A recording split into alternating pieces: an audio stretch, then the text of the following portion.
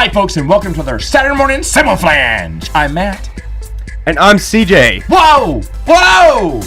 We got an original back. Yeah. An OG. I've missed a few years of Saturdays. You... I've slept in. I slept in quite a bit. Actually, you've had 1, 2, 3. Just when you're getting out of the woods. Kids. Yeah. Just when you're getting out of the woods, you know, they're getting a little bit older and everything. They can take care of themselves. And you say, you know what? Let's do this all over again, Emily. Emma's like, yeah, okay, let's do it. Parenthood's funny like that. You forget. Like when you're in the middle of it and you're like, oh God, this is so hard. I only slept like 2 minutes last night. And then they'll grow up and like, oh, but I love babies. Oh, but... And then you do it again and then you're like, why did I do this again? You know, it's great. We've got 4 now. Yes, and I was gonna say that you just had one as of this podcast, just a month, 4 months ago. 4 months ago, yeah. So yeah, and then my third and my fourth are very close together. So they're what people call Irish twins. Mm-hmm. So I'll leave that to the audience to decipher. But we're having a great time, and you know, when I do have time in between changing diapers and you know, chasing the kids around the house, we're which it's interesting. You know, the thing about kids is you get to relive your childhood in a way. Yes. And that's what's really cool about coming to do the podcast again, is because I've sort of rediscovered shows and things that I never stopped watching things, you know, and gone back to them. But you have a new set of eyes when you're showing it to your kids. Yeah, you know? and that they enjoy it. Now you can enjoy it with them. That's and right. you get a different type of pleasure out of watching it now. Though I will say it's like about a 2 out of 5, because sometimes I'll show them something. Daddy, this is stupid. You're stupid. No dessert for you. Yeah, that's right. What did you say about Captain Caveman? That's it. No ice cream. None. None. No one talks bad about Hanna-Barbera in my house. Go get the paddle. That's right. I told the wife that about the Hanna-Barbera. She's not a Hanna-Barbera fan. Oh, the missus is not, huh? She's not, but I tell her, you know, if it weren't for Hanna-Barbera, you wouldn't have some of your favorite stuff. Let me like Space Ghost, Coast to Coast. Exactly. Right? Let me ask you, did she grow up on it though? They probably didn't watch it as kids. No, she did. She did. They were Cartoon Network fans, but they did not tune into the Hanna. She hated it. Wow. Don't know why. It was we almost didn't get married because of it. Wow, because here's the thing. They're classic cartoons. Yeah. And but I guess if you didn't grow up on them, because she could have been she's of the age to where Megan's a Nickelodeon kid. Yeah, see, it was funny. She didn't watch the Hanna-Barbera. She grew up on all the old school Nickelodeon stuff. And if you're a decade younger than me, there's a good chance you only watch Nickelodeon. Well, see, the thing was, when I was growing up, it was back in the early 90s, you were either a Nickelodeon kid or a Cartoon Network kid. Yes. Cartoon Network showed up, what was it, like 94 or 93? Somewhere around there. It was early mid-90s. Early to mid, yeah. And you were either a Cartoon Network kid or a Nickelodeon kid. And I couldn't really explain it.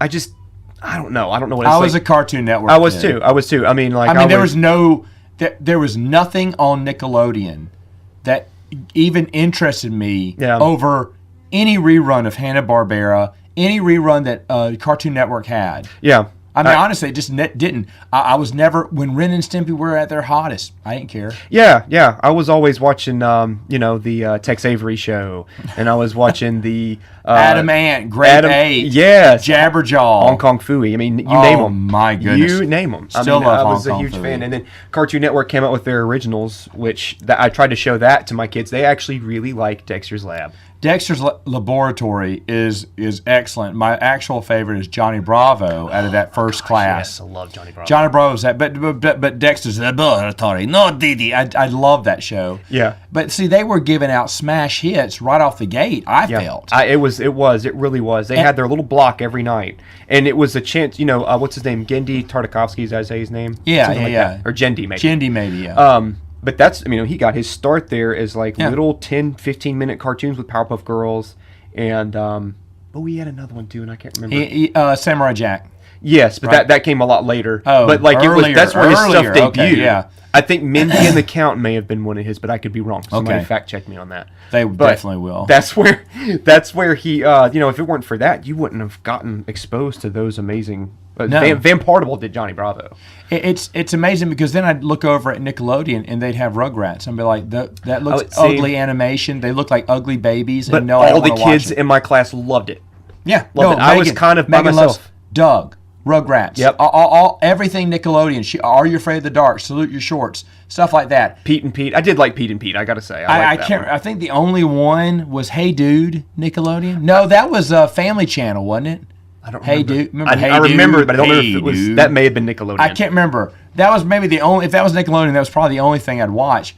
But the thing is, though, Salute Your Shorts. No. Are You Afraid of the Dark? No. And those are some of her favorite things. Doug is one of her favorite cartoons ever. I'm like, no, I just never liked it. Yeah. I just never went for any of that. It just never matched up against a good old Yogi Bear.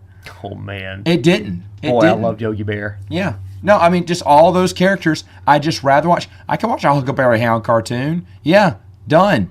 Snagglepuss. I used to love Droopy Dog, too. Droopy's become a forgotten cartoon. He really has.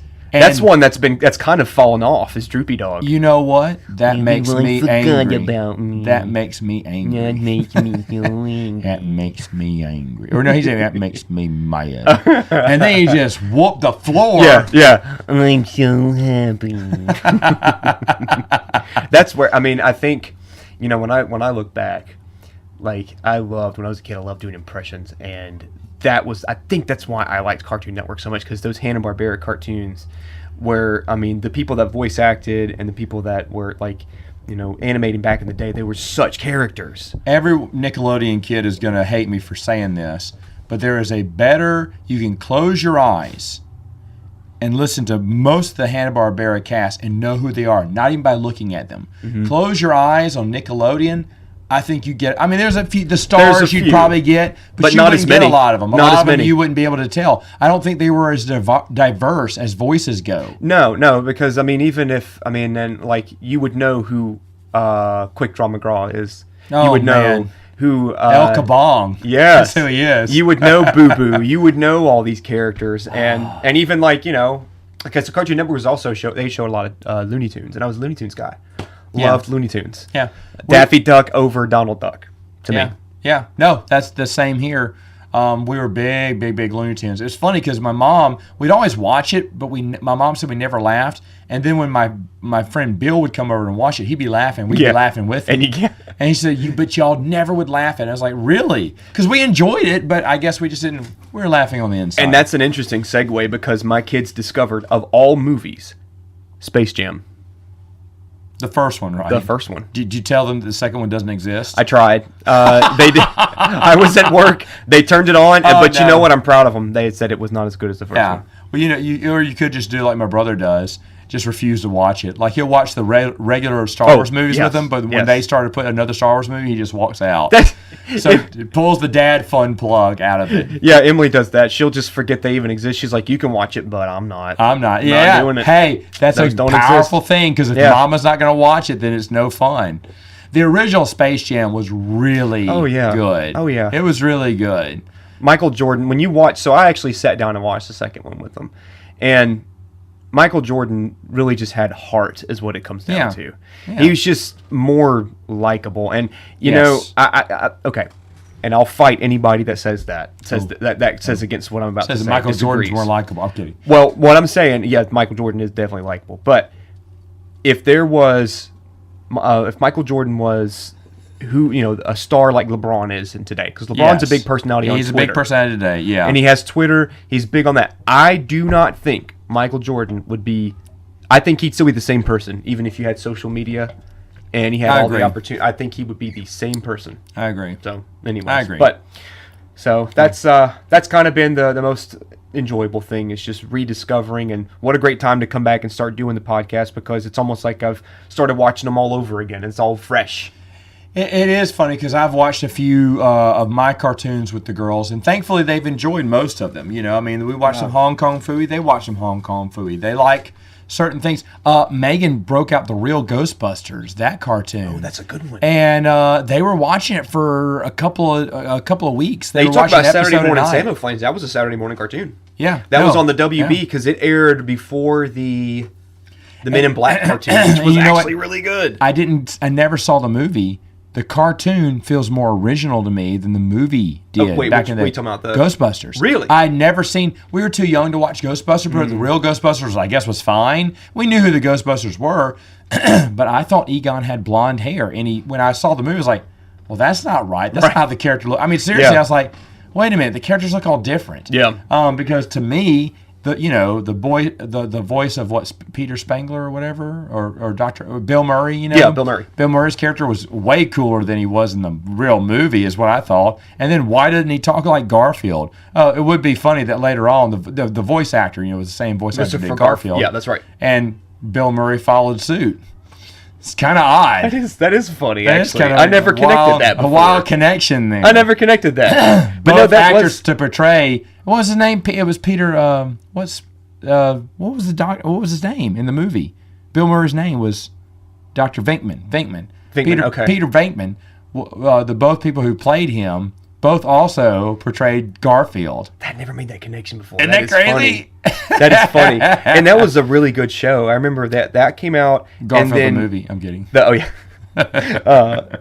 was the Ghostbusters, and then there was a Godzilla animation that came out and a Men in Black animation, and those were late '90s. I never watched those. And I want to say they may have been the same studio. They looked similar. Maybe so. A lot of the studios stick around. Ghostbusters cartoon was good. I'm glad you mentioned that. I'm gonna go watch that. Yeah.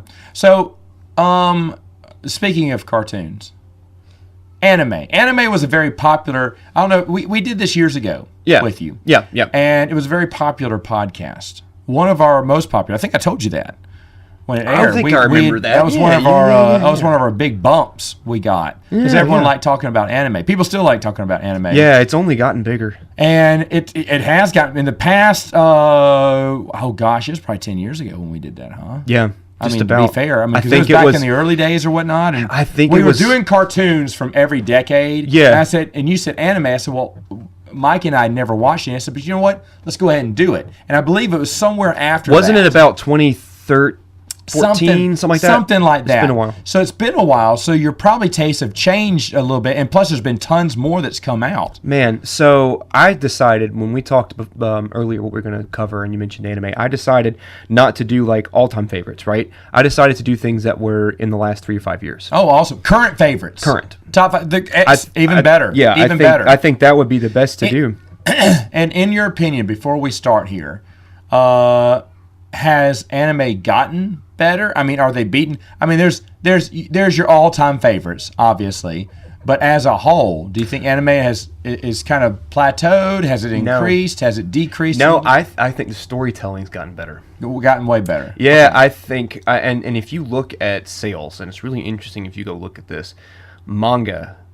Oh yeah, manga's killing comic books now. It's killing it because they have really hammered how to really pull you in with a story. And that's like these that I have here. They're all 5 are what they call shonen anime, which are geared towards a male audience, right? Fighting and all kinds of stuff like that. So they're shonen, and I do like other kinds of anime, but these are, I call these lunch break animes. Okay. And what I mean by that is I binge them on my lunch break. I have enough time to watch one. I know exactly what you mean. That's exactly. Me too. So and I've also read the manga of about. I haven't finished one of them on purpose though. Originally, this was going to be a top 5 manga. Yes, but you were unsure about that one, so we switched it to anime. I was unsure because I do read manga, but I don't read a big variety. Gotcha. No, I gotcha. I am current on Dragon Ball Super, so if anybody wants to discuss that, I have. There's no one in my life that reads manga besides me, and that's weird because it is super popular here in the U.S. now. Yeah. Super popular. Maybe my kids will start reading it, but I know one comic book writer said it's so good. He's reading. I don't know I can't remember what it's called. He's reading one about a boy that fishes. That's what it's about. Really? Okay. He goes and he fishes and he catches fish or talks to fish. It's a weird thing, but he said it's just it's the most boringest premise to on have paper, but the story is there. And they it's just solid. know how to tell the story. Yeah. It's only gotten better. That's the answer to your question. It's only gotten better. All right, number 5. Okay, this one is one I actually started about earlier this year. Somebody suggested it to me. It's called Fire Force. Fire Force. Hey. Yeah. So Fire Force. This is kind of one of those things where you kind of think like on paper, okay, so it's about a fire department. So you think, okay, well, it's about people fighting fires. Well, here's the thing: it's actually about spontaneous human combustion. That has become more common. This is great. And people turn into fire demons and start burning everything down. This is getting better. And so people come in, and you have the fire force that puts it out with water and everything, and they also exorcise the demons. Oh, wow. So they have a nun on the scene who says a prayer while they, like vampire style, stab them through the heart. That is great. That's just the first episode, right? And then it gets even better because you find out there's people that manipulate the fire. Wow. They're born in different generations, so they're pyrokinetics. So you have people who can manipulate fire that's already there, and people who can create the fire from their body. Wow. And the main protagonist is Shinra Kusakabe is his name, and he can shoot fire through his feet.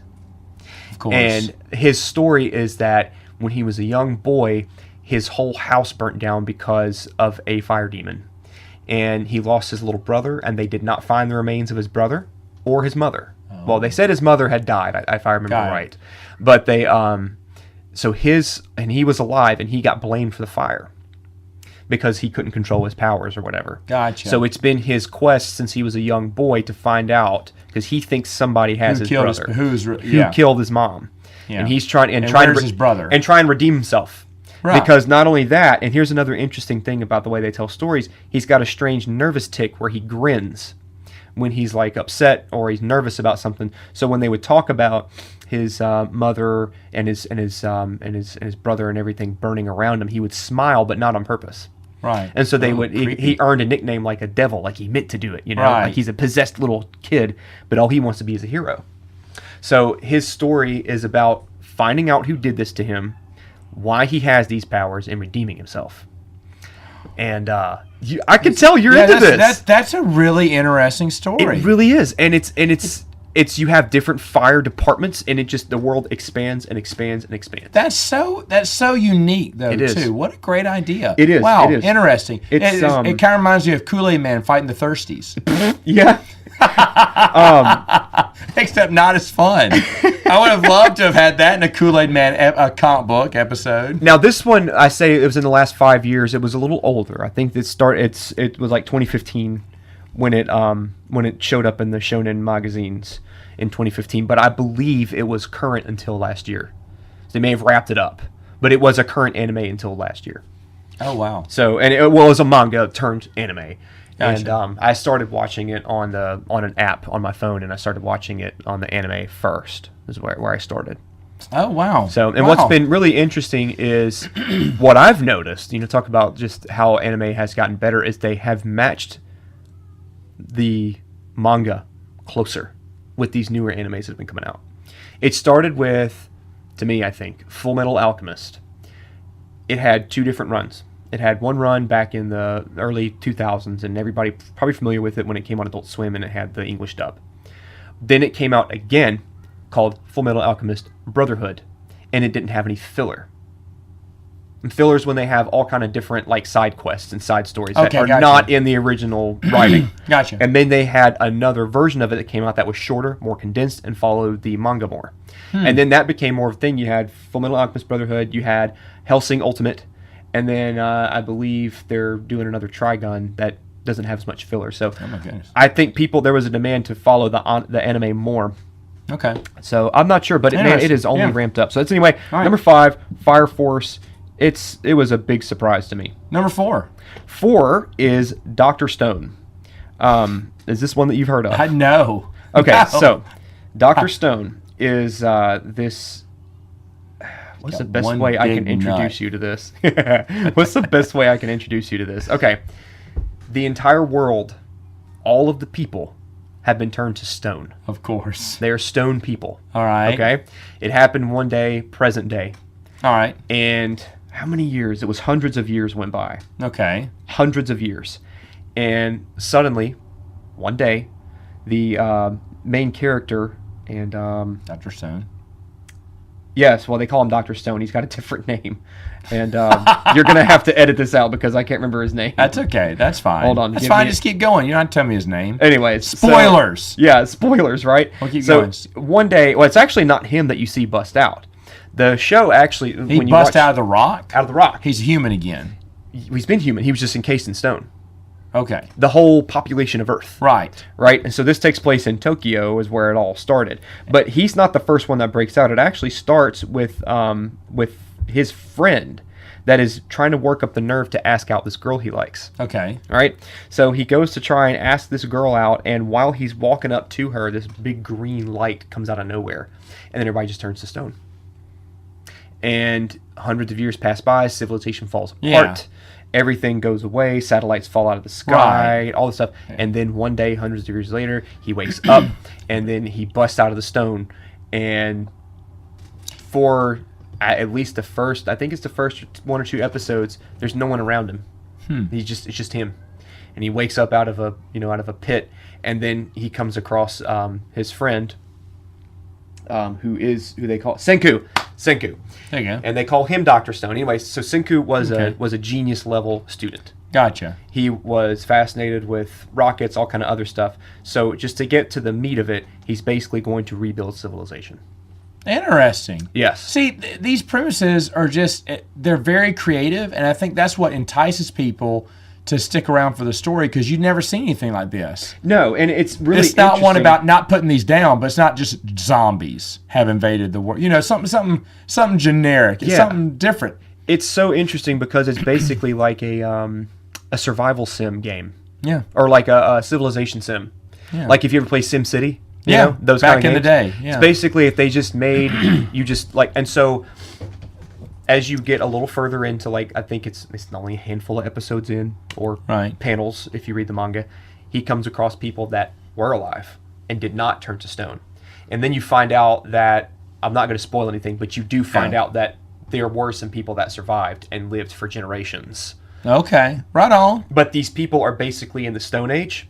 Right. And then here comes Senku, who busted out from the year 2022, and he's a genius. Yeah. And he starts it's funny because all throughout the show, within a few episodes, he's moving them from the Stone Age to the Iron Age to the Industrial Age. He's advancing He's single-handedly advancing civilization.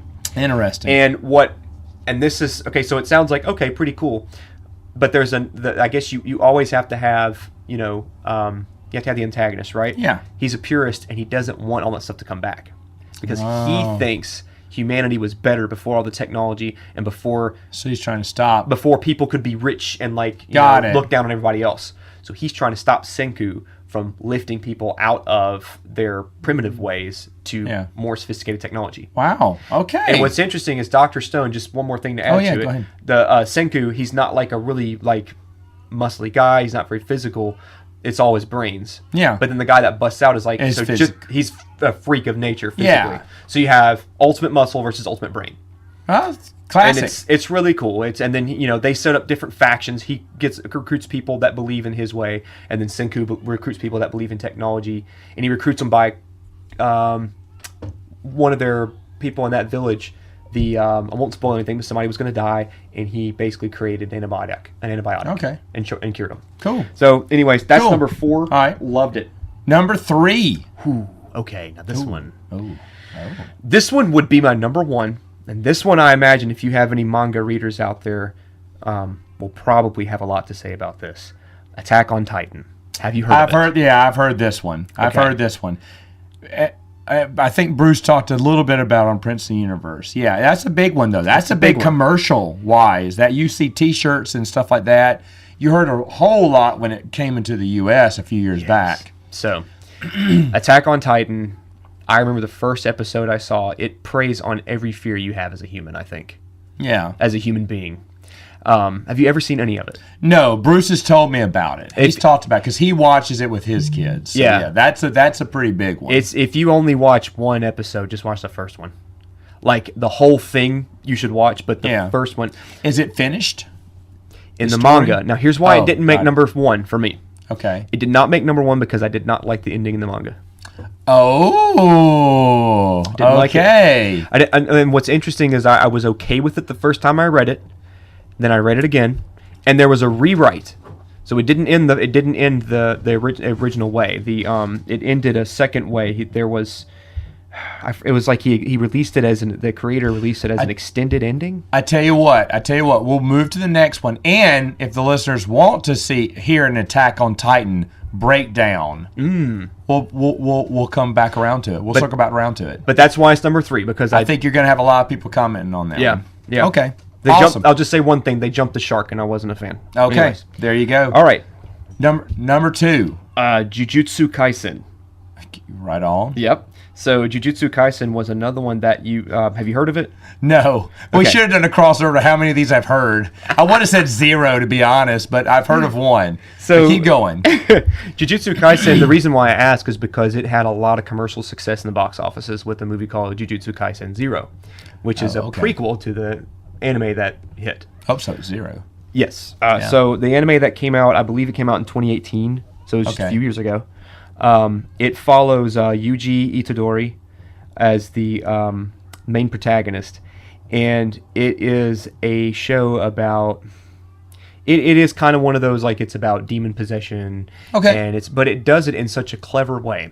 It takes the same old tropes that you're familiar with powerful hero defeats powerful demons, and it puts them in a really, really, really interesting way of telling the story. So there is this all-powerful demon, and all of his fingers are relics. He's got, of course, 10 fingers. All right, so 10 relics. So in the first episode, your main character eats one of the fingers.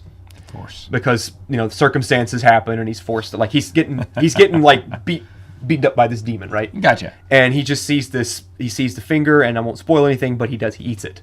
Okay. And when he does, he becomes a vessel for that all-powerful demon. Oh. So he's got this weird possession going on where he can inwardly talk to this guy who's living inside of him. Right. But can also take control of him. And it manifests in these weird ways, like he'll talk to him, like a mouth will show up on his cheek. That's good. Good old anime. I know. And and then he goes to a school. So there is a school for people who use cursed energy and exorcise demons. Okay. So that's where the other really interesting part of it comes in. And now you're reminding me, on our first anime discussion, I talked about Vampire Hunter D and how his hand would eat dirt to give Vampire Hunter D strength again. And I sat there the whole time going, what? Yes. Why does he have teeth on his hand? What is going on here? Well, and all you listeners out there, Parasite the Maxim, if you've seen that one. Yeah, that one. Ooh, yeah, that one. I can only imagine. That one's a good one too. That might have made my list. Honorable mention. There you go. It's a weird one. So what is number 1? Oh, okay, yeah. So in closing for Jujutsu Kaisen, go that's okay. Just in closing for Jujutsu Kaisen, we talk about how they tell the stories. What makes it interesting is how they come up with all the terminology for everything that's being used. It's like you believe it's a real thing. You believe cursed energy is a real thing, and how they teach him to use his stuff. It's just so well thought of. It is so, you can just see the care and the love that they pay into creating this world. So anyway, Jujutsu Kaisen, obviously number 2, and the ending theme for all you anime lovers out there. I know I'm a huge fan of a good ending theme, right? Yeah. It's got millions of views on YouTube. It's got this dance sequence. It's great. Okay. Anyways. All right. Right on. Number 1. Number 1. Probably the biggest anime right now, I would say, Demon Slayer. I don't know this one either. Demon Slayer is another one that had huge commercial, box office success in Japan. And I think, if I'm not mistaken, Jujutsu Kaisen may have beat it. But it, for the first time, I believe, beat Spirited Away. I know Spirited Away. You know what Spirited Away is. So Demon Slayer came out. Now Demon Slayer's huge. Okay. It's I would say it's about as big as, or maybe as big as Attack on Titan. Okay. Wow. Okay. I'm behind in the times then. So Demon Slayer, the manga's finished. Right. And this is the manga that I won't read. The reason why is because I saw it as I saw the anime first. Yeah. And to me, it is one of the most beautifully animated shows that I've seen. I get what you're saying there. In a long time. Yeah. And the voice acting is amazing. Both in the dub and the sub. I'm usually a sub purist. But there are times when I like to watch the English dub, especially now that I'm a parent. Can't always sit there and read the subtitles. But this one, man, I got to tell you, this one really took me into that world. Like, I think that's the one that it just easily was a number one for me. Wow. It stole my attention. My wife's a huge fan too. Oh wow. We this is why I'm not on Facebook. She was scrolling through her Facebook feed, and of course, the phone was listening to some of her things that she was watching, and the algorithms and whatnot. And out of the blue, it was just showing the last panel of Demon Slayer in the manga. So the whole show was spoiled for her just by scrolling. No! Yes. Oh no! Yes. That's horrible. Yep. And I told her, I was like, "Don't say a word." That's horrible. That's why I will don't not you get talk on to me. Yep. Don't say it. And it's over between us if you ruined this for me. That's right. Yeah, it could be a real problem. It could be a real problem. I mean, there could be real problems. I hate that. No, man, Demon Slayer. Now that one, if I could say, I would maybe recommend Demon Slayer over Attack on Titan. Woo! Okay, there you go. Yeah. Sarah's is number one. So I want everyone else listening here. What are some other, and we're going to go recent anime, we're going to say within the last 5 years, okay? Yeah. That you think were better than the 5 that CJ just mentioned. I want you to say that in the comments, and, we'll find out what the answers are later on. I think everybody may have a different 5, but I dare any of you to say anything is better than Demon Slayer, because you're all going to have it on number 1, I promise. There you go. Challenge accepted. Every one of them. Everybody listening's going to love Demon Slayer. Okay. We'll see. Hey, it's fun. You'll come back next time? Oh, yeah. Good. Yeah. So we'll see you next time on Saturday morning, Samoflange.